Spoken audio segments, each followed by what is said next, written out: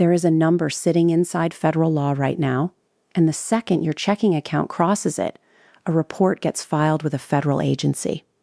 Nobody calls you. Nobody mails you a letter. Your bank teller won't even blink. It just happens quietly, in the background, every single time. And here's the part that should really worry you. The report itself isn't the dangerous part. The dangerous part is the very first thing most people do once they find out this number exists. Because that instinct, the one that feels like common sense, is actually a federal felony. My name is Nora O'Donnell, and every week I break down the financial rules that nobody ever explains to you in plain English. If that's useful, stick around and subscribe, because today's video could save you from a mistake that's already ruined people's finances without them ever realizing what they did wrong. Let's start with the actual number. Under the Bank Secrecy Act, a law that's been on the books since 1970, every single bank, credit union, and savings institution in this country is legally required to file what's called a currency transaction report with the Financial Crimes Enforcement Network, or FinCEN, anytime you make a cash transaction over $10,000 in one calendar day. That report goes out on FinCEN Form 104, and it includes your full name, your social security number, your birth date, your address, the exact dollar amount, and the precise time the transaction happened. The bank has 15 days to file it. You will never see it. And under federal law, specifically Title 31, the bank is not allowed to tell you it happened. Now, I want to be very clear about what actually sets this off, because a lot of people misunderstand it. This rule is about physical cash, and in some cases, cash-like instruments such as money orders or cashier's checks. A regular check, a direct deposit, a wire transfer, your Social Security payment landing in your account, none of that trips this report. It's strictly about cash moving through the system. And here's the detail that catches almost everyone off guard.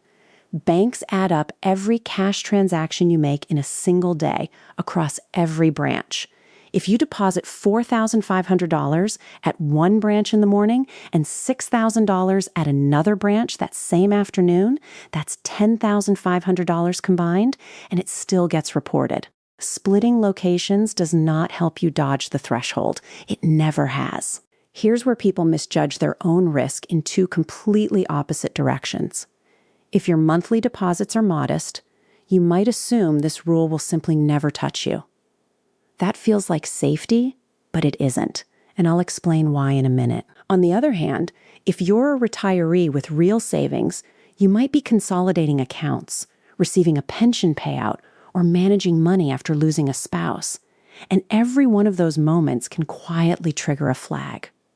Both situations are manageable once you understand the rules, and I'm going to walk you through exactly how to protect yourself either way. First, understand this. A currency transaction report by itself is not an accusation. It's routine paperwork. Millions get filed every year, and the overwhelming majority go absolutely nowhere. The real issue isn't this report. The real issue is what happens after it. And that brings us to the number almost nobody talks about, because $10,000 isn't actually the figure you need to worry about most. There's a second type of report, and this one has no dollar floor whatsoever. It's called a suspicious activity report, or SAR, and a bank can file one over a transaction of any size, $1,000, $300. It doesn't matter. This isn't a human being making a judgment call. It's compliance software quietly scanning your account for patterns, not crimes, patterns. And the single fastest pattern to trigger a SAR is a series of deposits that, added together, would have crossed that $10,000 line. Anything that looks like it was engineered to slip under the reporting requirement gets flagged instantly. Let me tell you about a man named Walter. He's 70 years old, a retired high school teacher living outside Tucson. He sold an old truck for $9,800 in cash because the buyer didn't want to deal with a bank transfer. Walter had heard somewhere that $10,000 was some kind of government tripwire, so just to be safe, he deposited $4,800 on a Monday and $5,000 on a Thursday. 2 separate visits, entirely his own legally earned money. But the bank's monitoring software saw 2 unusually large cash deposits within the same week, landing in an account that typically held under $2,000, and it filed a SAR with FinCEN. Walter didn't break any law with that truck sale, but that report now sits permanently in a federal database, cross-referenced against every future transaction he makes. And here's the cruelest part. The bank legally cannot tell him it happened. An employee who tips off a customer about a SAR commits a federal crime themselves, punishable by up to 5 years in prison. The silence isn't an accident. It's mandated by law. Which brings us to the single most dangerous mistake in this entire topic. The moment people learn about the $10,000 threshold, almost everyone has the exact same reaction. Just keep deposits under it. Split things up a little now, a little later. That instinct feels like being careful. It is actually a federal felony called structuring. Under Title 31, Section 5324, it is a crime to break up or help someone else break up a transaction specifically to avoid triggering a reporting requirement. It doesn't matter if every dollar you have is completely clean, inherited, earned, or gifted. If you deliberately deposit it in smaller pieces to stay under the line, you have committed a federal offense, full stop. The penalties are not small. Structuring under $100,000 within a 12-month period can carry up to 5 years in federal prison and fines up to $250,000. Above $100,000, or if it's connected to other criminal activity, that climbs to 10 years. And in either case, the government can seize the money through civil asset forfeiture before you're ever convicted of anything. At that point, the burden shifts to you to prove the money was legitimate. And while you're proving it, your money is already gone. This isn't a rare fringe scenario either. A federal watchdog agency reviewed a sample of structuring-related seizures and found that in the overwhelming majority of cases, the money involved had been earned through entirely legal means. The law was designed to catch drug traffickers and money launderers, but in practice, it was landing hardest on ordinary, honest account holders. Public pressure eventually forced some reform. Around 2015, the IRS committed to backing off seizures involving legally sourced funds, and in 2019, Congress restricted the IRS from seizing funds based on structuring suspicion alone when the source was clearly legal. But those protections apply narrowly to the IRS. The Department of Justice can still pursue these cases, and structuring remains a serious federal crime today. So who actually gets caught in this most often? Retirees, more than almost anyone. Think about pension payouts, life insurance settlements, proceeds from selling a house or a car, an inheritance, a delayed Social Security back payment landing all at once. These aren't people doing anything shady. They're careful people whose money simply arrives in large, irregular chunks instead of a steady paycheck, and that irregularity looks unusual to software built to catch criminals. During your working years, your income moved in one predictable rhythm, one paycheck, same day, same amount. Retirement doesn't work that way. Social Security lands on one date, a pension on another, dividends on a third, and then occasionally a large one-time event lands on top of all of it.